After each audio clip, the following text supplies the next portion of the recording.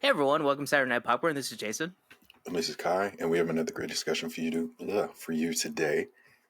Today's movie, we're continuing with our summer theme films for the month of June 2024. Today's film is American Graffiti from 1973. Uh, like we do every episode, we'll give you a spoiler warning, even though this movie's like 50 years old. This is a classic. There's not much to spoil, but still want to give everyone a heads up before we get into it. There's a grand mystery inside of this one. But yeah, we'll start off with the summary and stuff, and then so I'll get that going. American Graffiti is a nostalgic look at teenage life in the early 1960s in Modesto, California. Directed by George Lucas and produced by Francis Ford Coppola, the film follows a group of high school graduates over the course of a single night. Featuring an ensemble cast including Richard Dreyfuss, Ron Howard, and Harrison Ford, the movie captures the essence of youth culture during a time when rock and roll was king and cruising the main strip was a weekend staple. The story unfolds through a series of vignettes that highlight the characters' struggle with decisions about the future, love, and identity. Notable for its groundbreaking use of popular music instead of traditional score, American Graffiti is a coming of age film that resonates with the universal themes of transition, friendship, and the bittersweet end of an era. And yeah, it's like kind of like this is like summer and everything, and so I think we were talking about this before we hit record, where it's like this is like a picture of like what you believe summer looked like in the In the past. 60s, at least. Yeah. Yeah, right. Like Pleasantville comes to mind in my head for some Yes. reason, and it's like that's what they did for summer and everything. hmm I think it's also kind of contained within small town summer. Because if you live in a Yeah, larger city, it's more difficult to do most of the things they did in this, like the cruising around. You couldn't do that in the big city. I know we're both from the Bay Area in California, so people know about sideshows. But yeah, that's not cruising. It's that's a far from that's a cruising. that's a modern era of this, I guess, but it's a big Yeah, headache. yeah, But like what I was thinking too, it's like especially when I was like done watching this movie, I was like talking it over with Patty and stuff, which Patty and I have never seen it. Had same. never gone Yeah, down to see it, and you said have never seen it either, hmm and so, but it's like this is like a clear depiction of summer, and it's in the summary we do say it does say it's like a depiction of 1960s summer, hmm but that still kind of makes it like unrelatable for like the modern people and stuff. Like you said, small town. I think that like maybe small towns still kind of go through like this, where yeah, like maybe you're more interconnected and stuff. Where like in a bigger city, you're kind of just hanging out with your like random groups of friends and stuff. It's hmm not like the entire city that you're entire like messing town. around with or something. Or yeah, town that you're messing Yeah, around in. because I know, like, I grew up, as you know, but most people that listen and wouldn't know, military kid, so lived in the Bay for years before moving to a small town in New Mexico, and like that shift of being in a bigger area to small town, you see little things like this. Like there weren't cruising, but we had certain festivals where they would shut down a whole street, and it would be shut down for hours. People would be able to walk down up and down the street as cars and floats and things were driving by. So this definitely depicts small town living because you're able to do that. Big cities, people would go nuts if you close down a single street. Or it's like it's very like I remember like in San Francisco there's like a carnival that they do, and it's like a single street that they kind of close down, but it's like there's a lot of production for it and hmm everything. There's like and it's like mostly kind of like centered for that little neighborhood within the big city where people kind of come, and if you want I to go think you you're took going to me that. there. Yeah, I Yeah, think I went with you and Patty one so year. and it's like it's a big thing. It's a big production, but Yeah. like if you go to another part of the city, you almost kind of like can never Don't believe even know it's about happening. Yeah. it.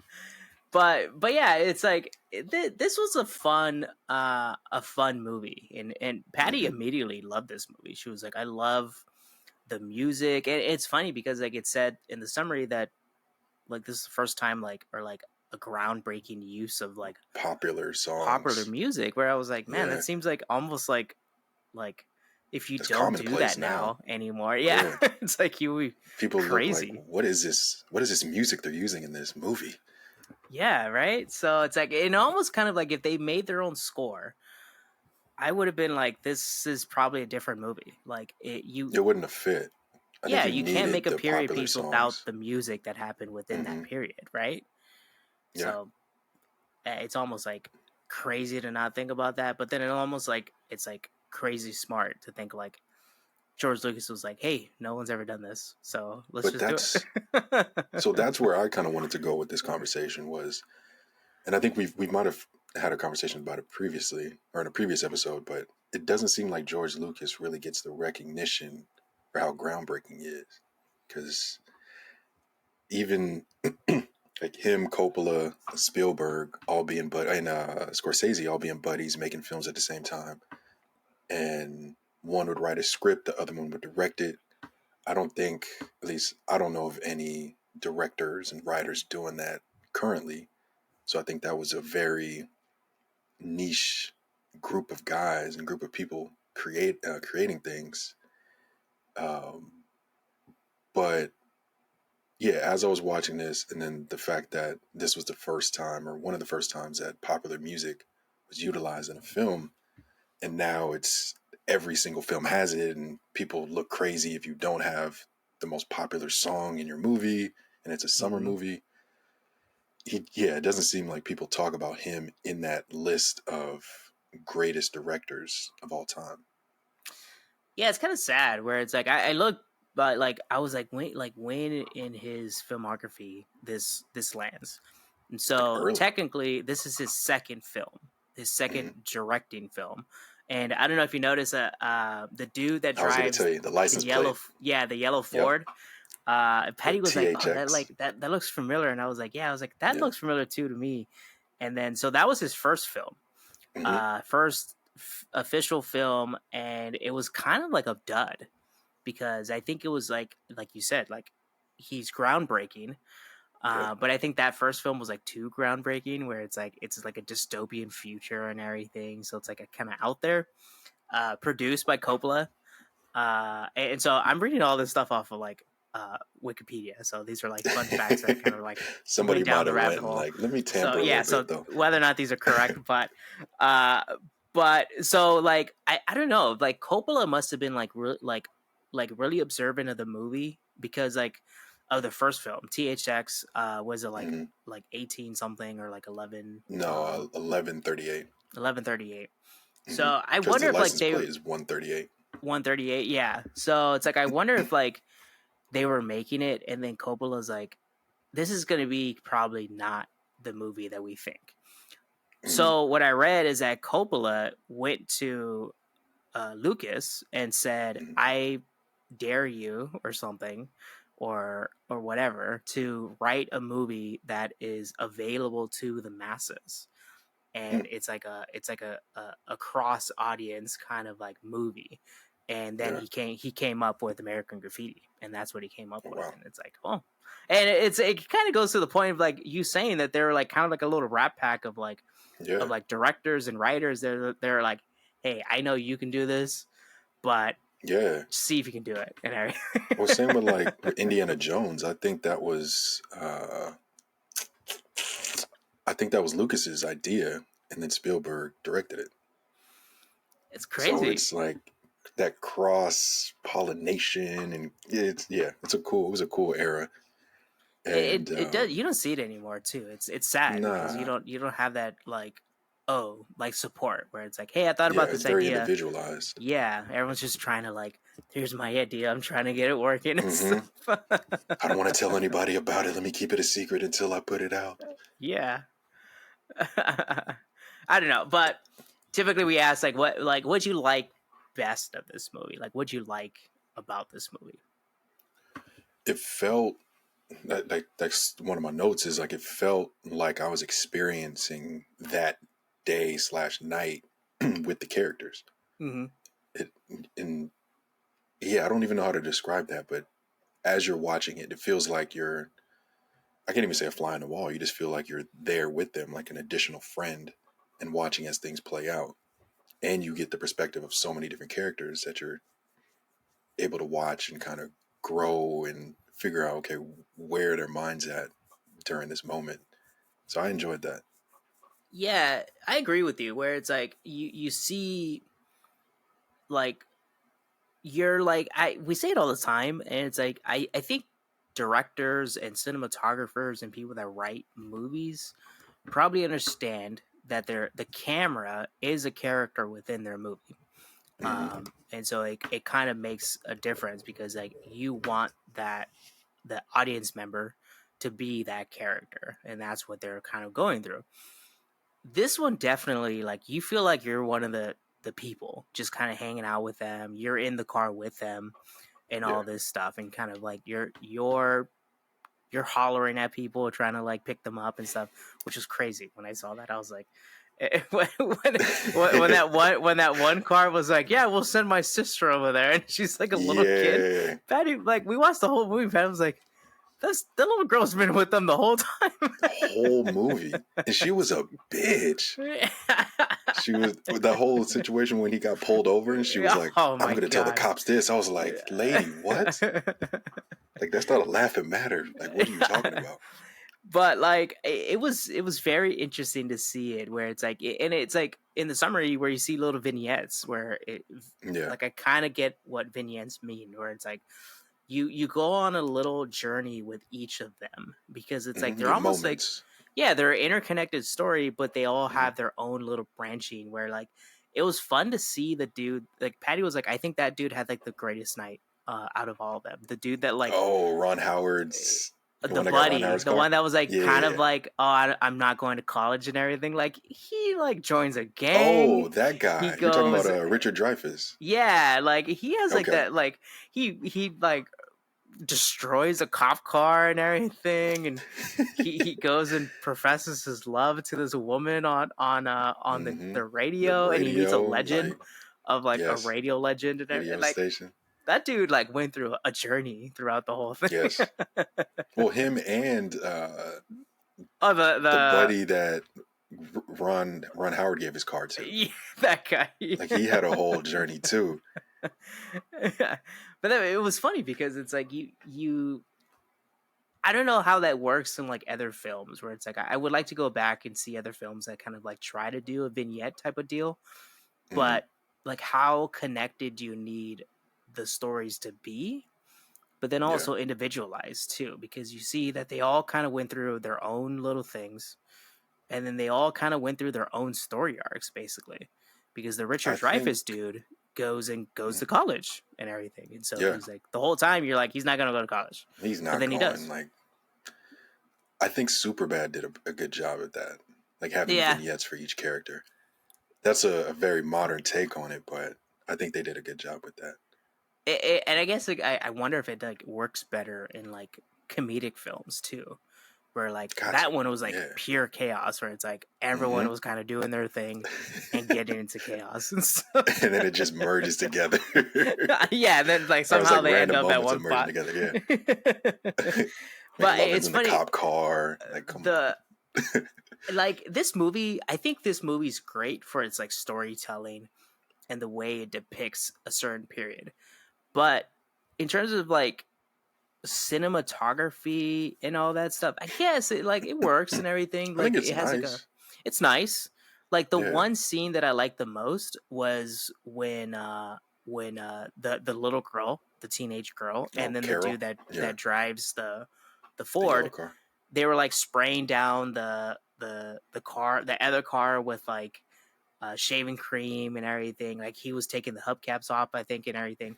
Like there's all these big lights, and it was like Yeah. transitions from like her face to his face, and so it was that was a nicer scene where it's like, oh, okay, that was seemed fun, and it was also different throughout the whole movie. I really liked how they depicted the cruising. Like how Oh, you were able to see close ups as people were driving, then you got some wide shots as the cars are driving. I enjoyed that a lot. how do you think they did that? Was it? Do you think like someone's like hanging out of a door and like filming as they're driving? I'm thinking they had some sort of like they definitely had the window down and some sort of setup hanging on the window so they can point the camera out. Because you notice that, and it does seem like they were actually driving because like you notice Hmm. them, they're like kind of trying to keep up with. That's got to be hard for Yeah, like doing your lines and then also trying to keep up with like doing the driving and the car everything driving. basically. Yeah, So I guess and it was like a it big works. camera back then. Like now they can just suction cup a A a little tiny camera to the little side of a car. Yeah, that does like back then they were 10K. trying to lug trying to lug a large camera As Kai's because you breaking do all get this you stuff in see a his little house. bit. Yeah, break my mic. You do see a little bit of the shake, like you were saying, but it's very minimal.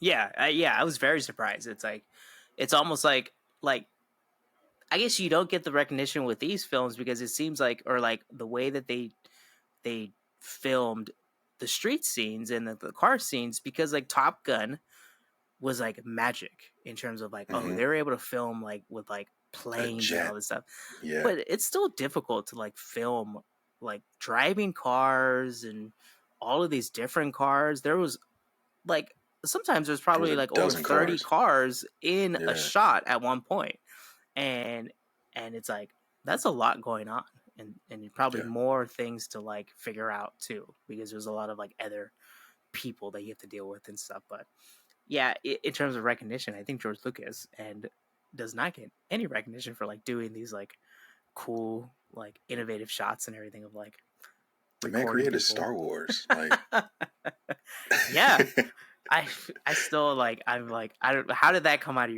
your head? Even though I yeah, think he I think there's stories that like Star Wars is very influenced by another yeah. It's a but like a culmination dude, of like right? multiple things. Yeah, Yeah, I yeah. think Frank Herbert and him used to have like a feud of like, oh, you just basically wrote Star Wars based off Dune and everything, and so it's like I Oh, came for up with sure. Star Wars first, but that's the American But way. who did it better? Who did it better is Yeah, what matters. that's true. I think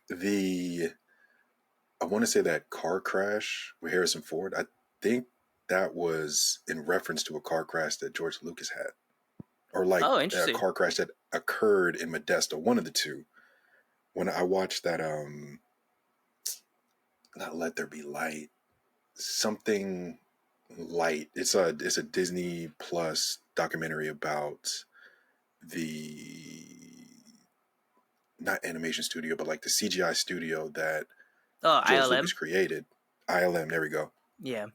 And they have a moment where they talk about like George Lucas and like his history. And I want to say either he was in a car crash or there was like some big car crash in Modesto. And that I want to say that the one that Harrison Ford goes through in American Graffiti is a reference to that, but don't quote me on that.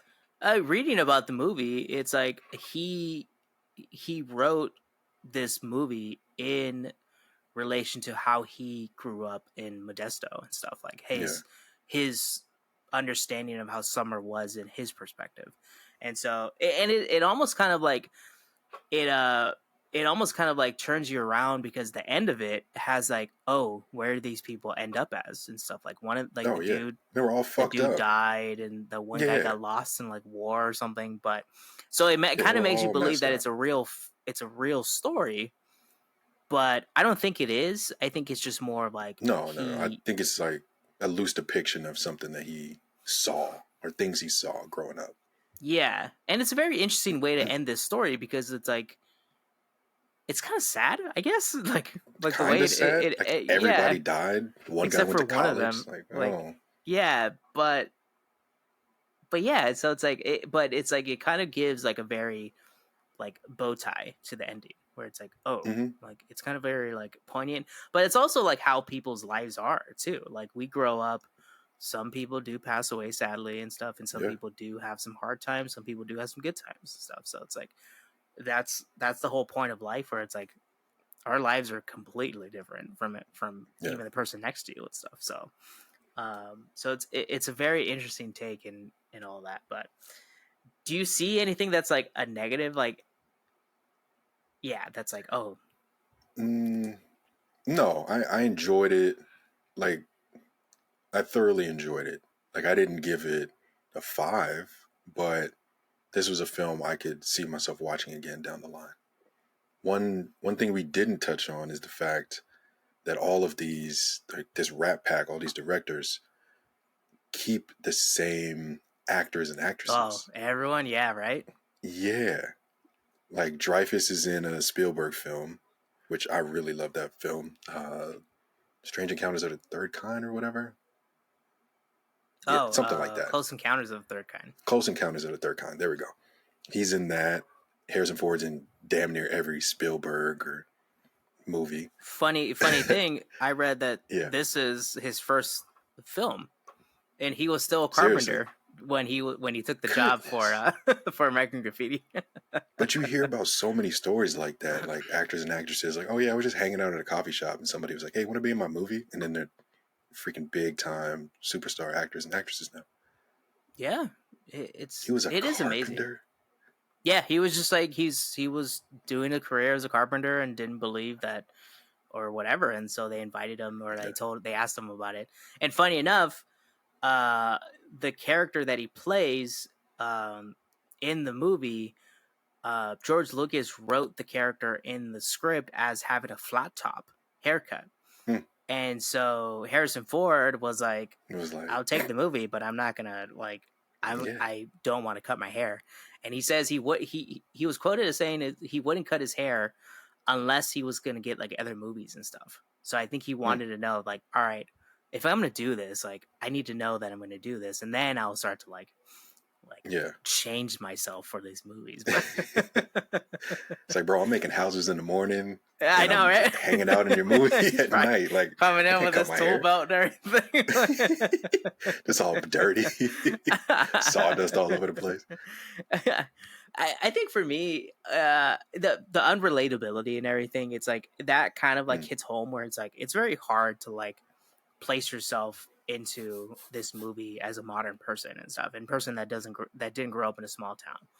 Yeah. But like you said, it was a very enjoyable movie. I think all the music that they had in it just kind of like made you move. The intro where the bustling and all the people ordering foods at the drive-in with all their cars that gave you just instant energy. Like I want to go take my car to like Jack in the Box and stuff and just hang out. Yeah, I was gonna say this movie made me want to go to Mel's Diner, and Mel's Diner is not that good. No, sadly, in Mel's Diners, I don't think you ever see any more that are like actual drive-ins like that. Like the one No, in they're San all Francisco like is like a diner that standalones. you just walk into. Hmm. Uh, like Even the Sonic's one is in like the East Bay, Sonic's the closest thing. It's not like I only go there for ice cream. The food is not good. yeah. So, Maybe tater tots, but but that's like it. you don't have that experience anymore. No. You see every once in a while, like old people or older adults kind of like show up at like a diner like on Sunday mornings with their cars and stuff. Yeah. We should just do that with just normal cars. Let's just do that with like my Toyota Pull up with a Corolla. Honda Accord. Yeah, It's like, hell, hey. like not even a souped up like Fast and Furious No Toyota racing Corolla. stripes. It's just a Yeah, Toyota no Corolla racing that stripes. you've Just had like for like 10 years. So. has dents in the doors and stuff. Missing a hubcap. Like, oh hey guys, what's up? Let's do a normal people's cars and coffee. But another thing too, it's funny because like you have no diversity. I guess it kind of like It's it the era. goes Yeah. with the subject matter too. But that's a very like a easy cop out. Like, oh, I didn't see any black people when I was growing up too. So this is my story. It's Modesto. Like that's the one thing. I was like, it's Modesto in the 60s. Like, I'm not It makes tripping. sense. Yeah, it does make sense. And then like the whole like weird ass racism where it's like, oh, I heard the news radio guy. Oh yeah, the a radio black guy. dude. I was like, and then you meet him or you see him and you're like, no, Yeah, he's not that. He can just put on a great voice, is all it is. Now, with this, I think this movie, like, this is for like a specific generation. I think a specific generation will be taken back to like their childhood watching this And movie. the Like nostalgia of it, yeah. our parents, people that are around our parents' ages and stuff, will get that nostalgia feeling. In terms of being able to recommend this, who do you recommend it to? I would recommend it more so to someone into cars or someone into. Wow, that's a good one. Yeah, I would definitely say cars, car enthusiasts, maybe a George Lucas fan, maybe someone just looking to turn on something because you don't really need to pay attention. That's Like this true. is just one you can kind of just have on and be like, oh, this was fun. This is a fun watch. You get good music throughout, and it's a fun little story. But you're not like you don't have to fully glue yourself to it like other films that we've watched, where you have to watch or read the subtitles or like watch every frame because there's a key piece you may miss. True. True. Yeah, I think the the term hipster came to mind. But anybody that has like the nostalgia feeling of like Mm, a modern day people like us being like interconnected with our phones and stuff and all yeah. that.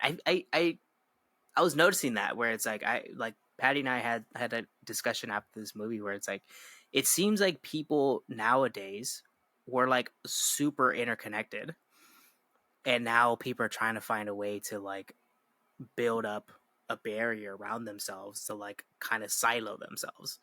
And Hmm. so they find like little things that like are hobbies that are not something that's interconnected with something else, where it's like they're not posting it onto the internet, they're not having to go onto the internet to get this thing for the hobby. So Yeah. record players and different things like that.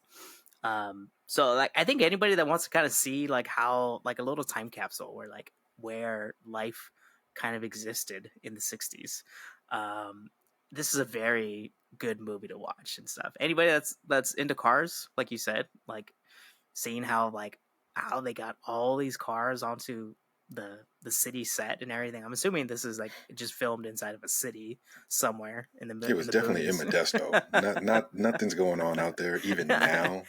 Yeah, they're probably like, you don't have to close Like anything. Like, we're just gonna be yeah, around. it's 8 p.m. on a Thursday. Yeah, we Yeah. can do it. But yeah, so it's like I think anybody that wants to kind of have that nostalgia feel, not even nostalgia, just kind of looking back in time and stuff. So Yeah, yeah, I think that's. the time capsule was the perfect Mhm. representation of it. Yeah. I found it funny that you can write a time period piece from only a decade ago. Like this is like Yeah. life in the 1960s. Like I think the story takes place in 1962, and then you said the Yeah. And movie this came came out in out in 73. 73. So literally a Yeah. decade later, and so he probably already had the story written like 2 years before that. Oh, So for sure. literally a decade of like, oh, that's a whole different time. Was even like I saw something online comparing the Wonder Years. Like the Wonder Years was based 30 years prior to when it came out, and the equivalent of that would be uh, if a show came out now showing life in the 90s. Like Friends, basically. Like you're watching Friends. Yeah, yeah, It's a and totally it's different like, time. Yeah. yeah, Like I'm rewatching Friends. Like we put it on in the background while we're like cooking dinner and stuff, and it's like hmm s- you don't see cell phones for like the first like 4 or 5 seasons and everything. It's crazy. yeah, because everything now has it. Like if any new show that you watch has cell phones and Apple products, Yeah, but even just like 10 years ago, you wouldn't see that, it's or crazy. you see like one of them. You see one little device, and that's Yeah, and it. it's like that person. It's like a status symbol where it's like, Yeah, oh, that person can have they one. got Like other people don't, money. and everything. Yeah. Now, in terms of the rating, like we both enjoyed this film, but Mhm. what did you end up giving this as a star rating? I'm gonna give it like a 3, 3.5. Yeah. I just did it. I just put my rating in this morning. I already forgot, but I want to say Then three, he three. threw his phone like to the other No, side of the literally. Yeah. room. It's like done. Bye. Yeah. Just tossed it. It's Yeah. Sunday. I don't look at my phone anymore. Exactly. But I agree with you. I gave it a 3.5. I was like it ends fairly well. It's a very Mhm. good kind of wholesome feeling of an ending and stuff, because like Yeah. people fall in love, people make changes in their lives and stuff. So it's like it's a very, but I think it's like there's a time and place to watch this film. It's a great film in terms of like looking at it and stuff and like experiencing it. But I give it a 3.5 in my scale. So, but it's a good showing for George Lucas. It's very fun. Yeah. Yeah. I'm still wondering, like, how old were these guys? How old were Oh, Ron Howard looked Coppola, like he was like Spielberg? just came out of high school. Yeah, I forgot. Yeah, Ron Howard's a big time director now too. Like, so many people in this film, I can see so many people involved in this film became big time producers, directors, actors, actresses, which is crazy. Yeah, And they're still doing their thing now. yeah, right. Like Ron Howard still doing his thing. Harrison Ford Harrison still, Ford is still Indiana Jones 94 years later. yeah. It's crazy. But so it goes. All right, Kai, you want to take us out? Yeah, thanks for joining us for another episode of Saturday Night Popcorn. I'm Kai. And I'm Jason, and we'll be back next week for another one. And please let us know in the comments if you watched American Graffiti, if you liked it, disliked it, what you think about was it nostalgia feeling, or did you just like want to look back at time just to see what's going on in the 1960s? And please like and subscribe to Saturday Night Popcorn for more podcasts like these.